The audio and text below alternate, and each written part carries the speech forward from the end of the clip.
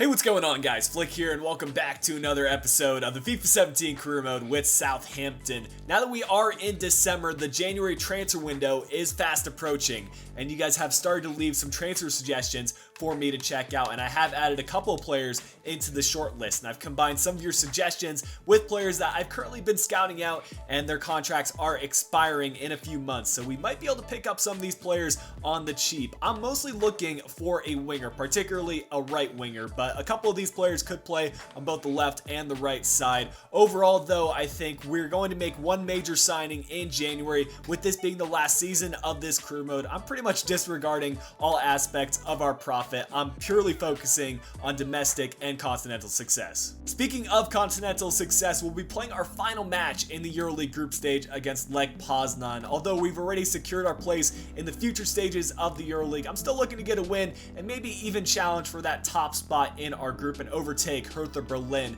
But also, we have a huge match in the Premier League against Leicester City. If I remember right, they're currently sitting second. We're top of the table, and I intend on keeping it that way. And to close out the episode, we do have another huge game at Anfield against Liverpool. I have seen some concern in the comment section about my manager rating being at 64. In my experience in doing long-term growth tests and simulated career modes, you hardly ever get fired in career mode, so I'm not too concerned about that. But to make matters even better, we are close to fulfilling our long-term youth development objective. We're at 83% with still half a season to go, so I believe we can get that done. With one game left to go, this is our EuroLeague group, and unless Hertha Berlin lose by a huge margin, they'll be winning the group because their goal differential is so high. So I will be bringing out a weaker side against Lech Poznan. Another reason I want to bring out a weaker side is that Leicester City game takes precedence for me. I can't afford to slip up points in the Premier League, whereas we can't afford to slip up points in the EuroLeague. Here's the Lech Poznan team, but the player I want to focus on is Ivan Stepanek. I've got my money on him to be man of the match. Nice distribution to find Ivan Stepanek on the right side. And I'll use whatever pace he has to try to get by the defender. But Lech Poznan not having it. And they win it back in the midfield. Now playing it over to the left, it's Kader. Setting up Tralka. And now Aziz Tete. They're very patient with their build-up play. And they're not playing like a team that's last in our group. They'll send in the cross. Well done by Yoshida to get that one away. And we recollect. What a tackle by Stepanek, and here we go. Jay Rodriguez, that's a great run and a beautiful pass. All he needs to do is finish, and that is a sublime finish to set himself up. Jay Rodriguez getting the first goal of the match, and he's going to dab on him. Actually, he's not. He's going to be fist pumping up in the air. But regardless, it's 1-0 for Southampton, and that should be the first of many. It's Aziz Tete, who's probably been the standout player for Lech Poznan, but our defensive partnership with Jose Font and Yoshida has been outstanding. And our counterattack hasn't been too bad either. Jake Hesketh nearly got around the defense. And if we get a similar opportunity later on, we might just be able to get a second goal. It's Fiola setting up Hoylett.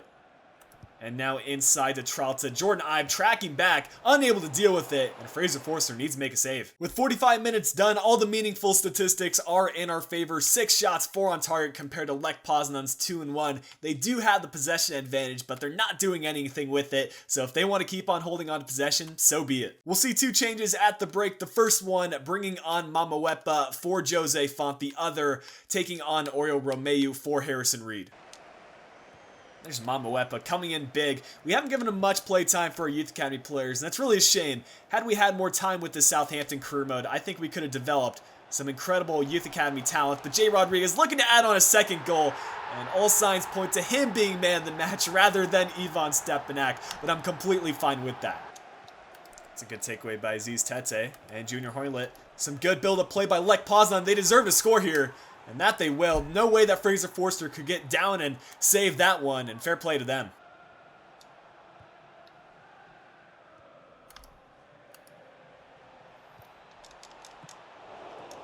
Are you kidding me, Fraser Forster? This is so typical of what he does every time. He just needs to have both gloves on that one, and it would have been an easy save, but now we're squared up, and we have to find a way to get a third goal. About 20 minutes left to go in this one, and we'll use our final substitute. Jake Hesketh is just too tired to go on, and we have a number of options, but it's going to be Sally Uchan be brought on and see if he can break his unlucky streak and allow us to get the winner. Yo, this could be the chance that we've been waiting for. We have a wide open Jordan Ibe on the left. We just need to find him. Good tracking back by Lech Poznan. We'll keep the pressure going. And you know what? I'm going to go ultra attacking. I want to get the winner because we basically have nothing to lose here. A draw and a win won't make any difference for us. So why not go for the win? And Jordan Ibe waiting for the run by Oriol Romeu. That's not going to present itself. So we'll play back in the middle.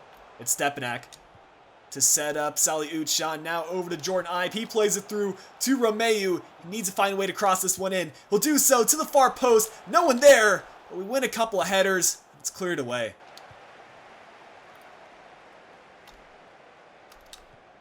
Oh, Stepanak. Great ball to find Jay Rodriguez. He needs to find a way to shoot this one crossbody. And that's a decent effort. Just needs to get that on target. Pretty disappointing stuff because we had that match in the bag had it not been for a defensive and goalkeeper collapse by Fraser Forster. But player ratings wise, we'll see who got the infamous man of the match. Really no doubt about it. It's Jay Rodriguez with a 9.4. Just a reminder of how big this Leicester game is. We're equal on points. The only reason we're top of the table is due to goal differential. So a win would make great strides to us becoming Premier League champions. I know it's early on in the season, but we need to start winning these kind of games. And this will be a historic return for Sofiane Boufal. He's back from injury, and I moved him back over to his preferred left wing position. We've got Nathan Redmond over on the right, and Dusan Tadic will be starting on the bench, but he'll be making regular appearances as a substitute. I find this Leicester City team to be extremely interesting because you never would have expected them to be competing for top of the Premier League. Well, to be fair, you never would have expected us to be competing for top of the Premier League. We'll see which team is better, though. It's been a quiet 20 minutes so far, but maybe this will be the chance for Leicester City to get the opening goal. We'll do our best to defend it. And it's Christian Fuchs running down the left and just turning from side to side. Still no room for him to cross it in. Ward-Prowse sticking in a tackle as well. Cedric also helping in on the effort, but it keeps on going back to Leicester City. Finally, we're able to recollect and get it away. Islam Slimani is going to be dangerous from this kind of position. Jordan Pickford, though, just snagging it out of the air. And he'll start the counterattack with a great distribution. Boufal unable to break through this Leicester City defense, though. And this might just be a goal. It's Alessandro Plié. He'll sweat it across. And I think that hit the post in the process. We need to get it cleared. And it's out for a goal kick.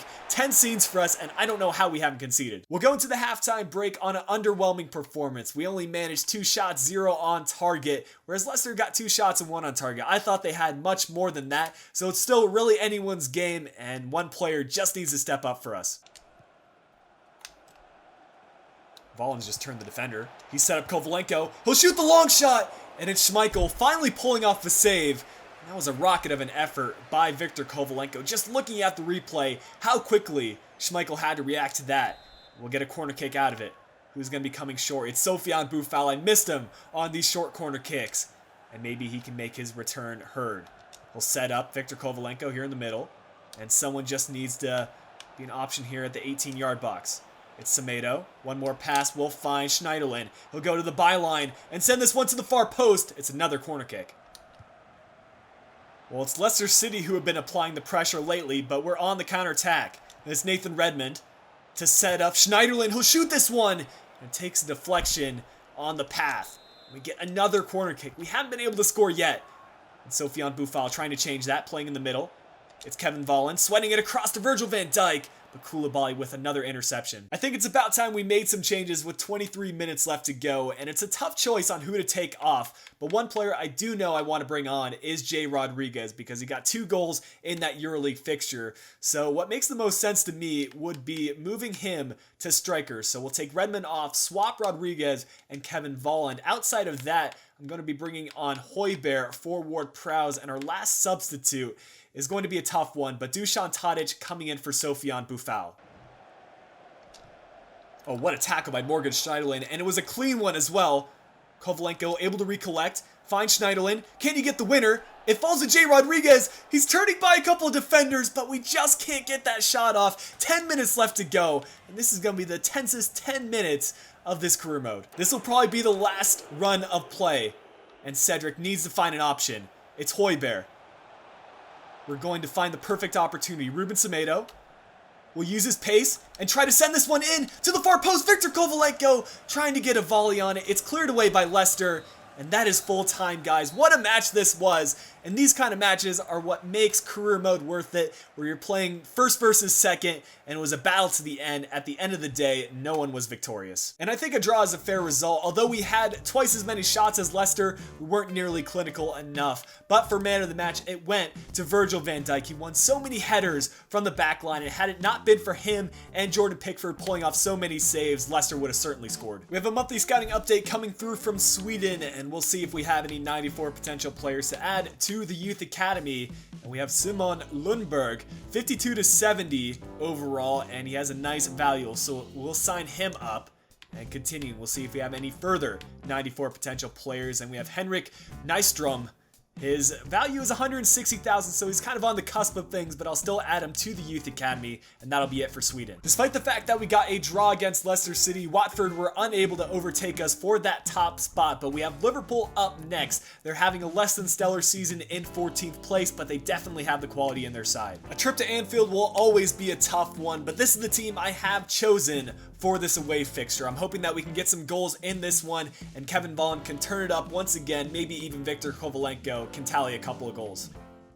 Take a note of this Liverpool team, because a Liverpool career mode may be on the cards for season 3 of this career mode if they continue to perform in the way that they currently are. Oh, nice vision by Morgan Schneiderlin. Dusan Tadic is through. He'll use a burb spin, cut this one inside, play through to Vaughan, get it on his left foot, and he'll slot that one home by Ward. And it's 1-0 for Southampton early on in the game. And I can see why this Liverpool team is 14th place in the Premier League. Their defense is less than stellar. Free kick for us here, and I'm looking for Nathan Redmond. If he can somehow get to this and just use a back heel or something along the lines of that, we can get a shot on target. But instead, it's a corner kick. I'll take that. And we'll just loft this one in, see if someone can win a header. It's Ward-Prowse who has the best chance. I think that's another corner kick. This time we'll take it short. And this one is Nathan Redmond to send it in to the far post. Someone needs to be there. It's Virgil van Dijk. And that rockets off the post. That's so unlucky. I want to keep the pressure up as we get into the last few minutes of the first half. And we just need to work the ball around. Liverpool seem to overcommit. And we just need to play it to our fullbacks. Here we go. It's going to be Cedric to send it across. He'll get it on his right foot, send it in, and it's Kevin Volland unable to get there.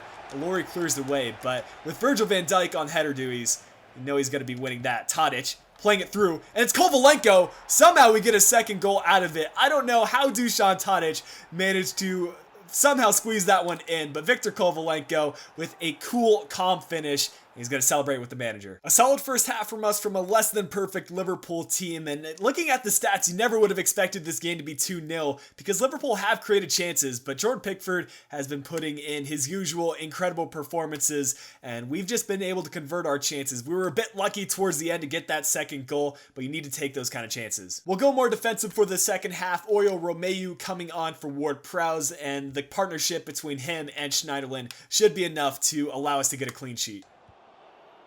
Liverpool have been picking up the tempo, but we could still add on a third goal, and Kevin Volland is through. He'll get this one on his left foot. Needs to be a cool finish, but Ward with another save, and he disallows the third goal. At this point, I'm comfortable using our two final substitutions. Dusan Tadic will shift over to center attacking mid, and Viktor Kovalenko will be taking off. And Jordan Ibe looking to get a little bit of revenge against his former Liverpool team. Outside of that, we will go ahead and bring in Højbjerg for Morgan Schneiderlin just to see out the rest of this match.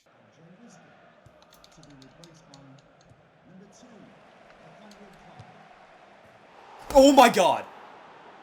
What a comeback from Jordan Ibe. We literally just substituted him on, and he scored probably the best goal I'll score in FIFA 17. I wasn't even talking over that. Just one more look at this replay. I thought, why not have a hit? No deflections involved. That is just a magnificent strike from Jordan Ibe. No keeper's going to save that. All right, Liverpool have scored a goal. I'm still trying to recover from that Jordan Ibe goal. I just can't get my mind straight. And Liverpool come right back and get their first goal of the game. but there's going to be no coming back in this one. Well, guys, that is a wrap for the Liverpool game. The kind of goals that Jordan Ibe just scored only happened once in a career mode, and I'm glad you guys that are watching were able to witness it. Looking at man of the match, I hope it goes to Jordan Ibe, but Dusan Tadic gets it with a 9.3. But in all of our hearts, Jordan Ibe gets man of the match today with the best goal we're going to score in this career mode. There's no doubt about that. There's no going up from that level. But guys, that is it for today's episode of the Southampton career mode. Hope you guys have enjoyed it, and if you did, make sure you leave a like down below. Subscribe if you are new around here, and if you're interested in following me on my socials, I have links to those down in the description below. But until next time, this has been Flick. I'll be talking to you guys again soon.